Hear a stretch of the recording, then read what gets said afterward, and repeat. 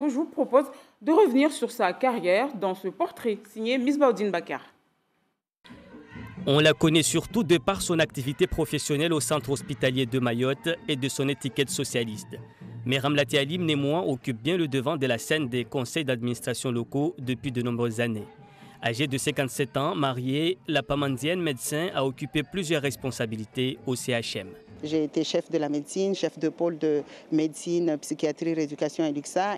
Elle est également présidente de la CIM, la Société immobilière de Mayotte, depuis 2014.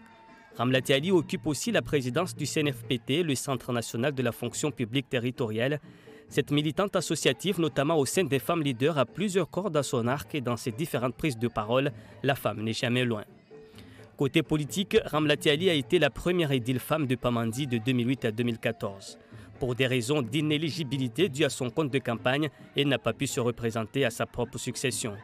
Elle se lance alors pour une première tentative aux législatives en 2012 avec son score de 7,98% et n'a pas réussi à se qualifier. Elle réitère en 2017, de rebondissement en rebondissement, la commission électorale l'a enfin proclamée députée de Mayotte pour la première circonscription, la première femme parlementaire. C'est une bonne chose aussi pour toutes les femmes mahoraises, pour nos petites sœurs et puis nos enfants. Il faut qu'à un moment, on montre qu'une femme aussi peut prendre des responsabilités. On ne sait pas faire que les matabas, on sait faire autre chose. Estampillé LRM, son élection invalidée 7 mois plus tard avec une mise en examen. Retour aux urnes donc pour la première circonscription sur fond de crise sociale. Au premier comme au second tour de cette législative partielle, Ramlati Ali confirme sa position de vainqueur et retrouve son siège à l'Assemblée nationale.